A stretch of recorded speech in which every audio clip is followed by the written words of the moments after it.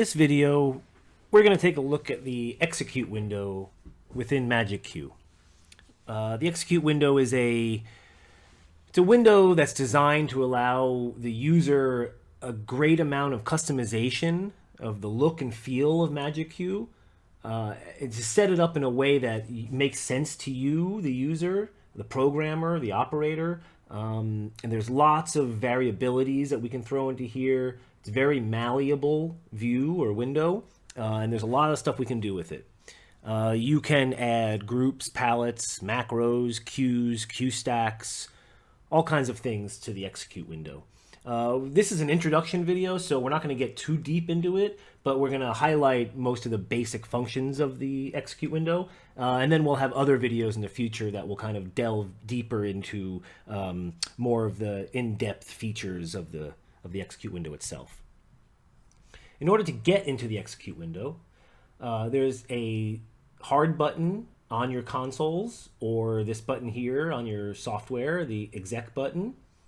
If you tap on it, it'll bring you into an Execute window starting at page 1. And if you haven't set it up, it's going to give you this message first, no grid size defined. That's because you, the user, the operator, can set that grid size to be whatever you want. In order to do so, there's a soft button up here, Set Grid Size. If I tap on it, it gives me a numeric keypad, and it says some information up here, enter grid size width by height.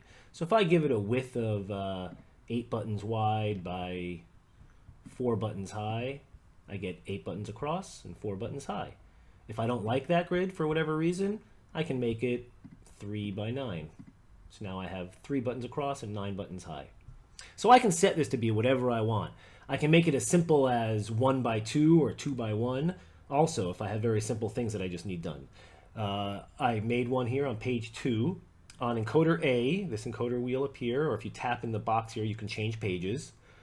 So here I have set up, we have a venue here. It could be a church, it could be a nightclub, it could be a venue or a school auditorium. Say you have some DMX lights up in the air here that are your house lights. You could have volunteers or students come in and simply tap front and back, and that turns on. And you can group these however you want them to be. I just happen to I have 20 lights in the air, so I did 10 in the back and 10 in front. But you could do this and you could break these groups up to however you wanted them to be if it made more sense for your auditorium or your space. And as long as I have them on, I can change pages. Again, I'm on page 2 here. If I go to page 1 again, these are going to stay on. They're going to stay on as long as I leave those buttons on. If I go back to page 2 and turn them off, then they're going to turn off. I've created another one on page 3 here that has a lot more stuff going on, and we can get into what these functions, how you save items to the Execute page, and once you've saved items there, how can you manipulate the function of the buttons and what they do for you. So if I get rid of this one, for example, this green one, I'm going to remove it.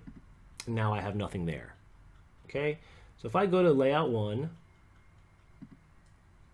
if I bring my static fixtures, my LED RGB AWs that I have here, and I'm going to bring them to full, so now I can see them. If I open up my color space, I have to choose those lights, and now I can put them in a color, and then just simply record, tap on an empty tile right here, and that's it. I've created myself that green look. Now I do have to name it, so I'll hit set, type in green, and I have my name there. Now, the only difference from all the other ones that are up here are all these other ones have this little SO here in the corner. And what does that mean? Well, if I click on this, they turn yellow. If I click on red, you see it knocks out that yellow one and it does what I asked it to do. It turns them red. If I turn on this green one, however, A, you'll see it snapped into place, and B, you'll see that it also left this red one on. So this is where the item type is important. There are 4 types of buttons that we can create in the Execute page. By default, it's going to create a toggle button. So that's what this is. It's just toggling on and off. If I click through, I can see the choices that I get. If I click once, I get a fader, denoted by the F in the corner there. I get a button FL, which is a flash button, also denoted by the FL in the corner. And then I get a button SO, which is solo. And that's what all the rest of these are. The definition of a solo button allows you to knock out any other button that is in the same row, the same horizontal row, that is also labeled as solo, will knock out that button. So now when I go from colors to colors, it's going to knock out the current color that I'm in. Right now, this statics button is a default button. So it is set to just a button type. So that allows me to toggle the fixtures on and off. I have a 1 second fade up time on that, and a 0, it's a snapping 0 second fade to snap out. But if I want to have more fine control over the intensity of these, then I also have the ability, as we looked over here, to make this into a fader. So if I have my yellow box, my yellow cursor on that, I can use my arrow keys, either on my console or on my computer, to move around. Once I have my yellow box on that item, I can say I want that item to be a fader, and now it's a fader. Now I understand you don't see it as a fader, it doesn't look like a fader right now, and that's because right now we're in design mode. Everything that we're going to do right now is designing how we want this to look and how we want it to function. Once we're done designing it, I would run my show in this mode, in View Execute. Then I can see my buttons. It negates all of the other empty squares that we had. It gets rid of those, and it only leaves things that I've already programmed into my Execute page.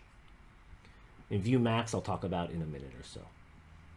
So if I go back here, well, now here, you can see that I have control of this fader. I have control of intensity. I also have control of my movers, my mavericks intensities as well. So back in View Design, if you notice, these are all solos. I'm going to turn this off for now. And these are not. So now, every single time I click on one, it's just going to add it to the line. So after a while, when I have all of these lit up, I don't know which one that I've chosen. I might have picked something down here and something over here, and now I don't know which is the one that's active. So that's why it's always good to have a solo button. You can do multiple buttons at a time by highlighting them all, changing the item type, and now these are all solos. So now, these will all knock out the one next to it.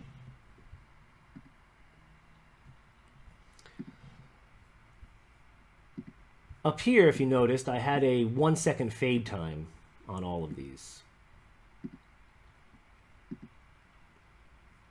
Except the new one that I added, this green one, is a 0 second time because it's a new cue that I just added. If you know MagicQ, you know that if you can double tap on the S button, it brings you into the cue stack for that playback or that fader. So similarly, if I have my cursor, my yellow box, on any item, I can come up here to the soft button, View Item, and if I click on it, that brings me into the same look, same familiar look as I was seeing down here, and I have a fade time right here. So I can double click on that, I can put in 1 second. I also like to go to View Options and give it a release time of 1 second. So now, as I change from color to color, it'll give me a nice smooth fade. If I wanted to, I could put another row of colors down here of the same colors, and I could just give them a 0 time, and then that way I could snap between colors if I chose to. I can put more things than just colors in the Execute window. There's lots and lots of different things I can put in here. Anything that you can put on a playback, you can pretty much put up here in the Execute window. So I have some positions.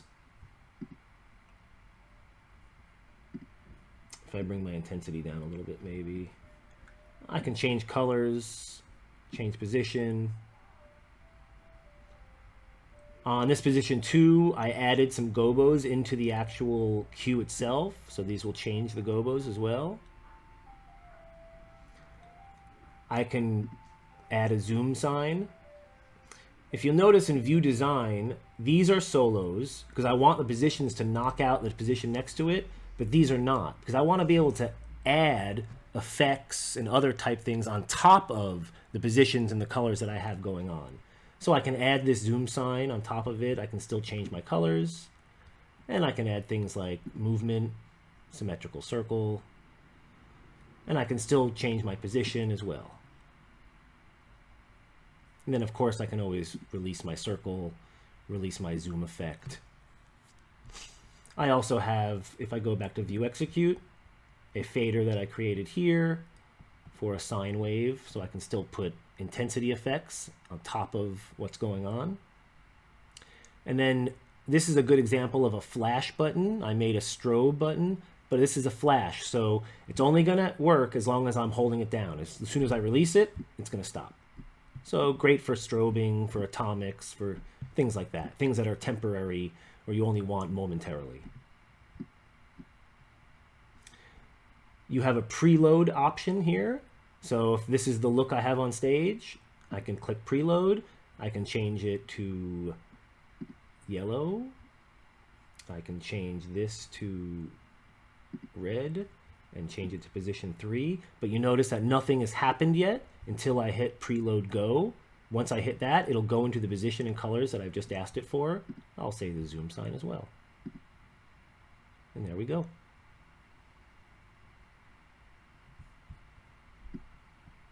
I can take down my intensity, and it's going to reassert the Maverick intensity that I had over here if I bring down my dim sign effect that I had running. And of course, if I turn everything off, it'll just go back to its default state, which would be open white. There are other functions that I can use as well. If I go back to view design, if I have my cursor on an empty box, you'll see up here it says assign special.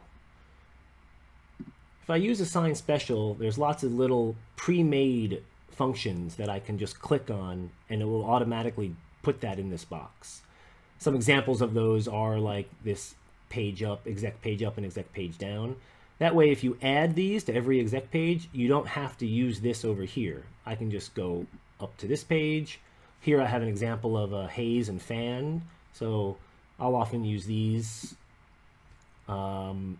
I can set the haze level and the fan level of a hazer, and then I can always go back and continue my show. If I needed to, I can always go back up to my page, I can change something, and then I can always go on and move on. This is another page that has nothing in it, but it's just an example.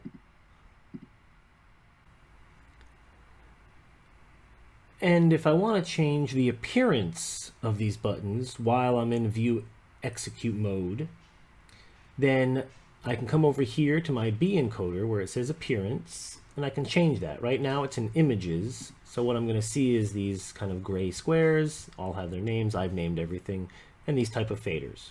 If I go back to view design and I change this to colored, and then go back, now you can see I have blue boxes and a couple of colored boxes. Well, how did I get these red and yellow? To match the colors that are actually in there, because this is red and this is yellow. If I'm in view design and I put my cursor on any box, because I'm in colored appearance here, if I come here to the color of button type, I can change the color by clicking on it, red, green, and that's this button here. So now if I look at it, that's green. If I go to the one next to it, teal, red, green, blue, cyan. Cyan would be teal. And there's teal. And so on and so forth. So I can do that for most every button that's there. There's not every single color in the rainbow there, but all of the major colors are there.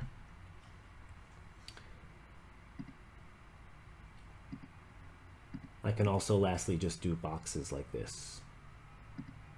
Most people I see tend to like either the images or colors. Colors is a very good visual way for you to be able to look quickly at your execute page and kind of see how things are lined up or see how you laid things out. I hope this tutorial gave everybody a good overview of how to use the execute page and how configurable and user-friendly it can be. In future, we will have more videos regarding more in-depth functions of the execute page and more of what it can do. It's a very useful page. And I always like seeing how other people use their execute pages because we all use them so differently, it's always nice to see, get some ideas from other people and stuff. So happy programming, and thanks for listening.